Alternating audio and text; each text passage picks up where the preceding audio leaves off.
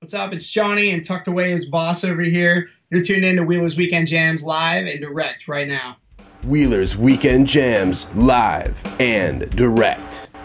Ladies and gentlemen, thank you for tuning in on another lovely episode of Wheeler's Weekend Jams live and direct. Today joining me is Mr. Jonnie Baker from the Relic Hearts. Johnny, thanks for joining us today. Pleasure to be here. Cool, man. Well, I'm going to get right into it. From the very beginning, when the Relic Hearts began as a band, tell us the whole story, how you guys all kind of formed and met and all that. So Nick and Dirk and I had been in bands for years together, and we actually had like a pop-punk predecessor to this band called The Groundbreaking Ceremony. We won like the 2010 Ernie Ball Warped Tour Battle of the Bands in our area for Scranton, Pennsylvania. Nice. And that was kind of like the start of us really starting to take things seriously. We had it was a different lineup, and we were a little bit younger. It was like 6 years ago now. Yeah. And so we got that kind of got us a leg in the door to come back the next year, and we worked for the catering company, Tada Catering. Shelly Lynn Brandler hired us it was like not hired so much as we were volunteering, and we were the accepted volunteers. And so there was a band that had done it before us, and there were bands that were going to be doing it after us. But we were kind of in this transitionary phase where they said, you know, if you come out and you volunteer for a year or two, the gimme was that on the third year they would like give you a year of Warped Tour, like paid on Ernie Ball or the Kevin Says stage or whatever it was at the time. It was like one of the smaller, moderate stages on the tour. And so we did that for 2010, 11, and 12, basically. And we asked for our third year to go on the tour and do it because we had just finished up 2012. And for whatever reason, we didn't get it. So we were like, okay. So it kind of forced our hand to sort of like check ourselves. And to be honest, we had been doing pop punk, and we had just lost our lead guitar player at the time, and he was a major aspect too. He was like, there's always one person, we think at least one person in a band that you can take into the studio that can hammer out everything. Like if you're paying for time in the studio, it's all money, so Exactly. You have to actually like be on your game, and you want whoever's there that can rip through shit the fastest doing it, so you have time to add to it. Yeah, and who could play and doing it well. So I mean, he was vetted from like years and years and years of guitar playing, and so we lost him, and we had a fill in for the 2012 Warped Tour date or the Warped Tour, and then we came back and we didn't get Warped the next year. We didn't officially have like a lead guitar player, and so we just kind of set out to.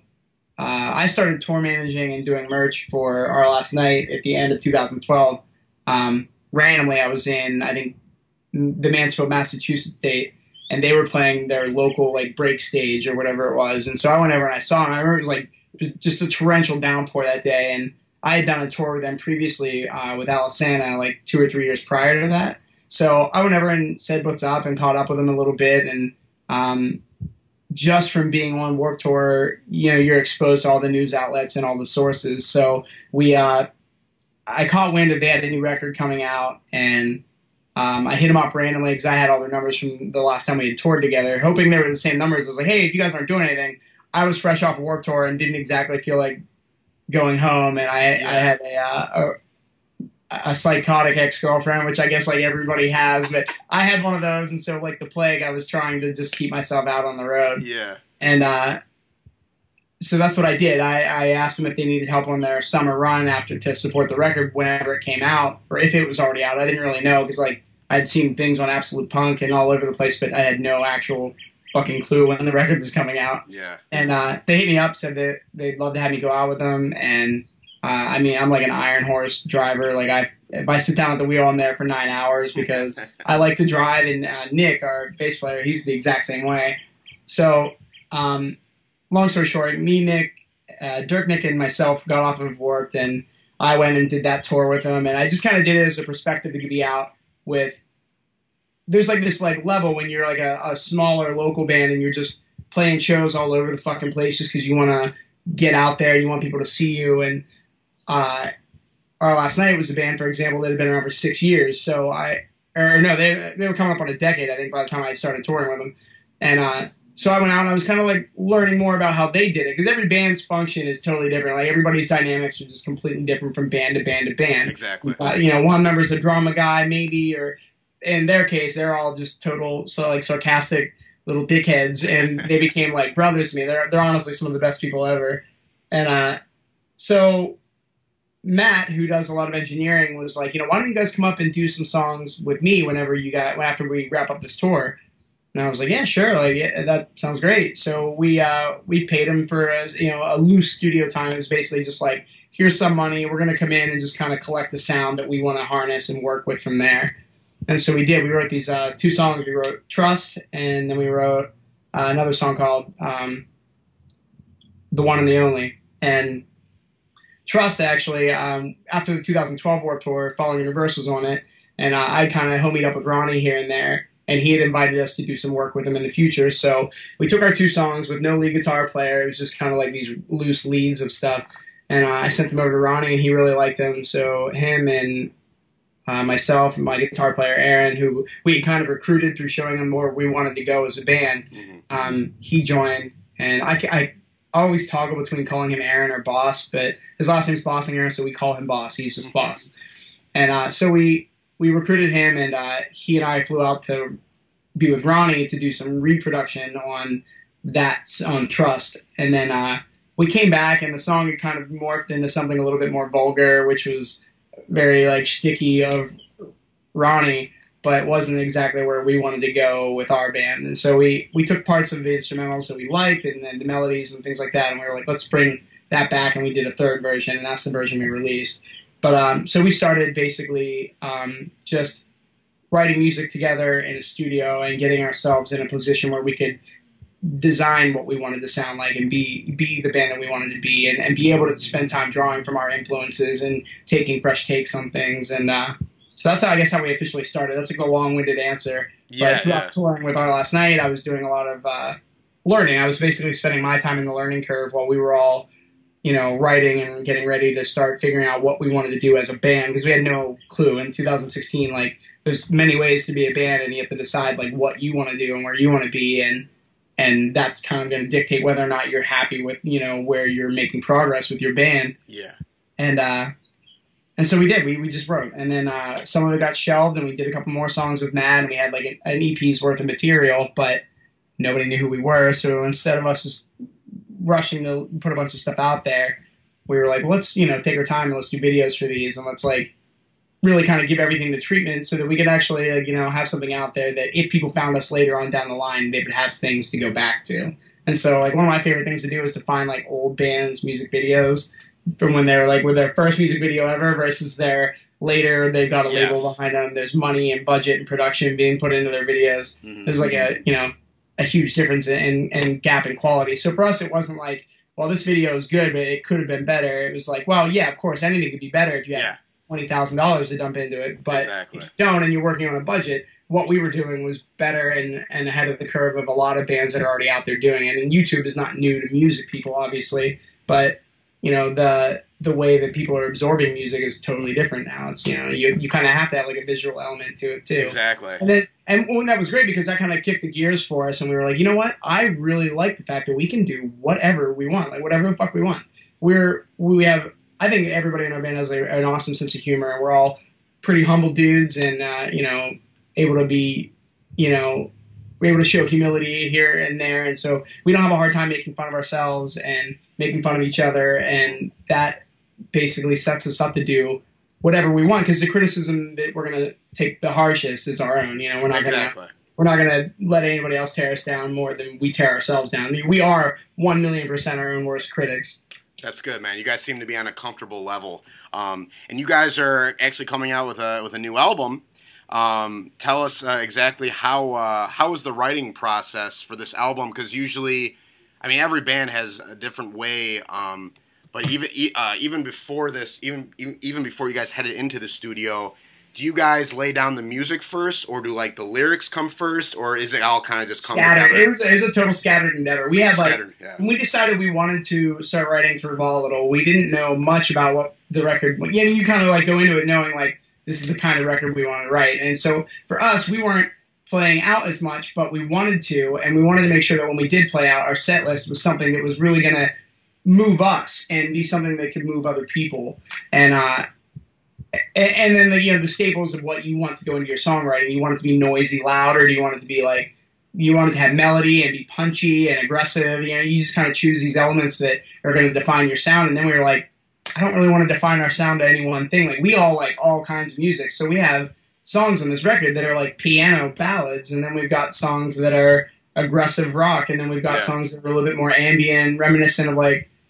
Deftones and stuff that's a little Taking Back Sunday and stuff. So, I mean, we're all over the place, and that's a large part to our, you know, our credit is listeners of music, and also, you know, not just being musicians that want to create, is being like, I like these tones, I like these ambient textures and layers to music, and for me, this is like an awesome time for music, because the pop music world seems to be really embracing like the not norm. Like, we're starting to steer away from, I mean, most of the songs are all still in 4/4, but we're steering into a direction where sonic integrity and like new ideas and paying attention to the detail of atmosphere to a song is like really super important. Yes. And looking back, it really always has been. If you think of like the largest rock bands of like the glam metal days and stuff like that, even there was just this essence. And when you listen to the live record, you just imagined hearing them in a fucking stadium to 10,000 people, whether they were actually there or not. Like, the only thing missing on the actual record would be if somebody like hit a fader and put up the applause and yelling and cheering. You know? But so we knew we wanted to write this record to be something that was huge, and we were in sort of a really tumultuous period with our band, because we were going through management changes and going through just sort of an identity crisis, because we were writing this record, and it was a lot of money for us to invest ourselves into this record, and making sure we chose the right team to go to, and working with the right people. So, I mean, every little nuanced aspect of this record was just really carefully thought out, and hopefully, you know, our hope is that when the record goes out, that other people are going to vibe on it as much as we did, because when we were writing in the studio, it's a little less now that we've had the record in our hands for almost a year now, but when we were in the studio and we were writing parts, it's easy to forget like how pumped you got when we wrote one part, or whenever we did this one thing, and we would just be having these moments. It was moments on moments on moments all the whole time where we were just like, oh my god, I can't believe that's so perfect. And those moments made writing Volatile an awesome experience through and through. And we hired Jesse Lawson to come out and produce our record with us, but he was like, honestly, like, I'm married, like, I got a kid, I can't come down and just do this on the homie system, but he was like, I really want to. Can you throw me anything? We were like, absolutely, just because he is such a character, and he was one of the primary songwriters for Sleeping with Sirens. You know, he's just got he as a musician has a really firm grasp on music theory, and so does Boss. And we went to Stetson Whitworth, his nickname's Bucket. We went to Bucket because I met him through touring with Our Last Night, and he is an amazing engineer. He's one of the fastest engineers I think I've ever like been in the presence of, and he's just, you know, this little spazzy ADHD, like really, really aggressively quick. His mind is just, it's amazing. Like, watching him work is awesome as an engineer, because if we had an idea, we could no sooner be thinking of it, and he could already be getting it put into the song and getting something up. And so we did a lot of things with piano and MIDI, like programming it out as we were going to develop the melodies, so that they weren't just these static, like, okay, this is a chord, we're going to drag it out for this long, this is a chord, we're going to drag it out for this long. We had like organic, it was actually being played, you know, and so, and then you go through and you fine tune the MIDI and stuff like that before you start getting these new tones and stuff in there. But we just had the ability to sit there and write musically some of these things that really moved us thematically. Like, when we would, so the record is very themed and it's very heavy in a lot of ways. But, you know, I mean, it's the record we wanted to write, and we really hope it resonates. Like, the worst thing that could happen is that nobody gets to hear it because it's not being pushed. So we're going through and we're doing a lot of press to get the record like out there and in people's ears for now. But at the end of the day, you know, it really comes down to when this is done and this is out and this record's in people's hands, them finding those songs that resonate with them. And so I've always been a fan of summer records. Like, for me, my favorite time of year is, my birthday is May 9th, and so like every May when this time of year rolls around, we're finally in the position where we can be like, all right, fucking windows down, and I'm cranking this, and you're blasting whatever it is. And I was like, I used to listen to Sublime, which was way past my time, but my brother was a huge Sublime fan, and just something about the windows down and that ambient static in the track, and I always wanted to be involved or associated with being that kind of a band. Also, you know, we have songs where it's like, all right, you're heading to the bar with your friends, you're going to get drunk. This is your song. You're pissed off because of your boss, or this dude told you you shouldn't go after what you want to do, and you don't believe that. Like, there's all these aggressive and very different emotional songs on the record, and I'm sure every band feels that about their records, right? But exactly.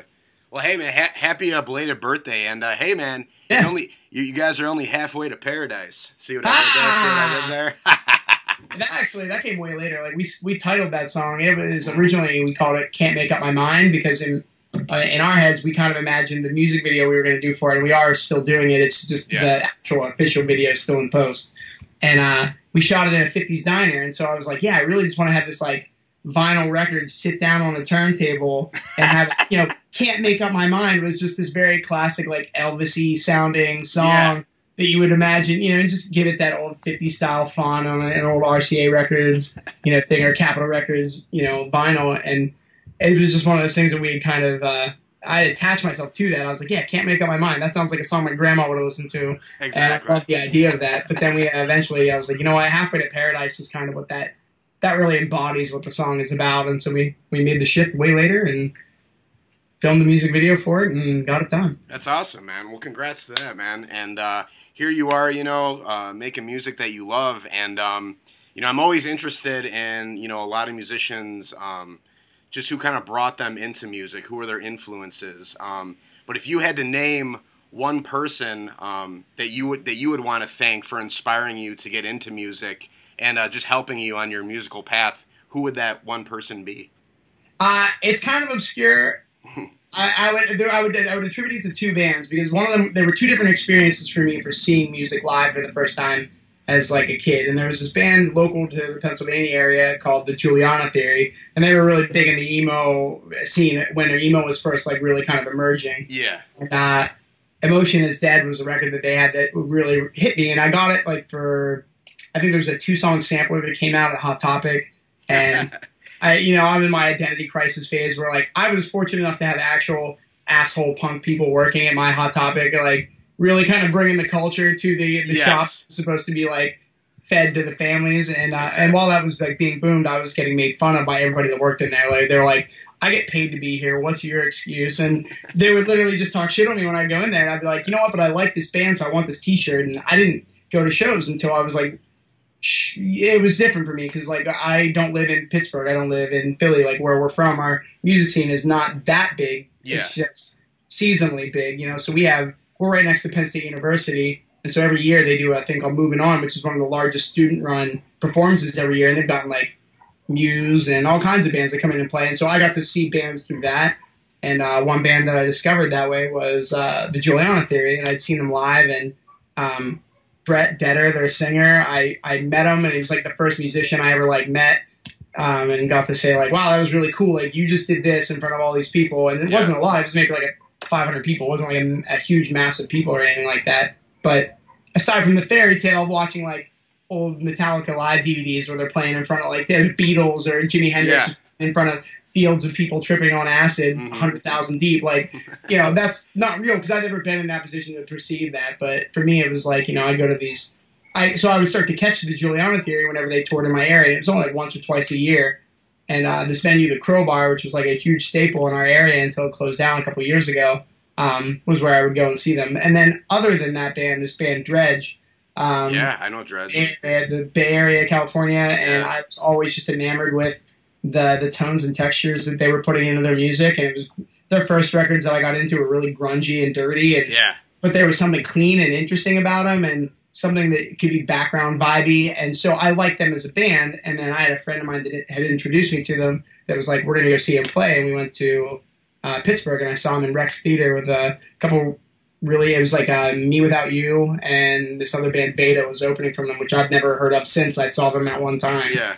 And just to like put in perspective how fickle the music industry is, like Dredge, I was going out, that's like a 400 cap venue, 500 cap venue maybe, and you know, I'm front row center because I'm like ready to fucking see this band, and they just blew me away. Like their shows are not just them playing their instruments. It's them recreating all of these very interesting and obscure textures via, you know, pedals. Like Mark, the guitar player, plays barefoot so he can adjust knobs and modulate guitar tones as he goes. And, Gavin's their singer, but he's sitting there playing like a table guitar and like sliding and humming through a razor into a microphone and making just all these I was just like, that fucking blows my mind that somebody thought, this sounds weird, let's make that the main track.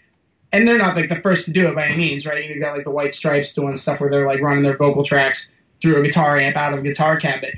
That's the kind of shit that people do when they're discovering new things, and it's a little easier to do that with plugins and things like that on your computer, but there's just something about doing it analog that's always been something that's really moved me. This is Boss. Boss, say hi. What's up, Boss? Hey, what's up? What's going on, man? Well, that's awesome, dude. Yeah, man, I have one more question for you. I ask every band this, and the answers are always interesting, but I'm a huge movie buff. And, I always say when you watch a movie and if there's no theme music in the background, there's no substance to the movie. It's bland. So if you had to compare Relic Hearts to a movie, what movie would it be and why? Man. This is a good one. This is a definite good one. It would be something Scorsese, That's what every band wants. No, I don't know. It's definitely...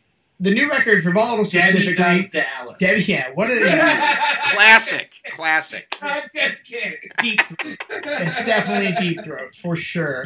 No, we just, I don't know. I want it to be, I would want it to be something awesome or just something action-packed. But man, one movie, what do you put that in? Yeah, right. That's a solid question. That's definitely a stumper. Yeah, I don't know. Maybe something Tarantino. It wouldn't be for the whole time, but I feel like we would fit in these really weird, interesting, creepy ways for somebody's walking around dancing, stabbing somebody in a chair. You're like, all right, why is this playing in the background? I don't ever want to hear it again. Something between like a Tarantino and like a Rob Zombie flick, maybe, and like put it together.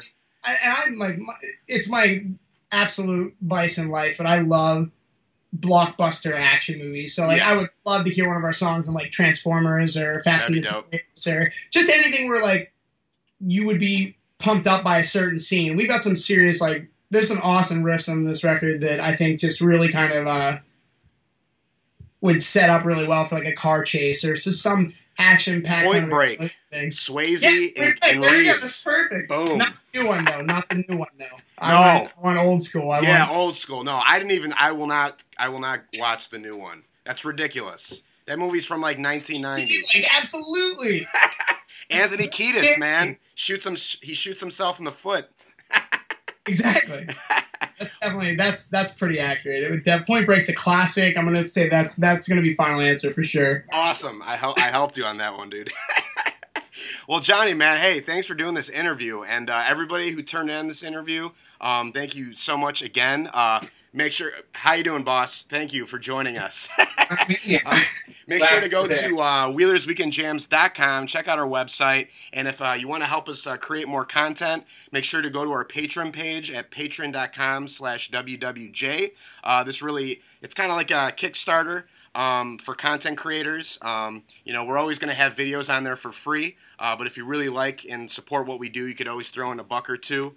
We would appreciate that, and it helps us keeping on with these interviews and keeping the lights on. Exactly, and bring in the new MTV, because there's no more MTV anymore, and we're trying to get close to that, and it's something we're really passionate about. And also make sure this coming August 13th, we are throwing our first concert, Wheelers Jam Nation in Geneva, Illinois. We got 7 bands on the bill. You could also check out my band, Coyote Man is going to be there as well. And yeah, man, Jonnie, thanks again for doing this, dude. Thanks for having us, man. We appreciate it. No problem, man.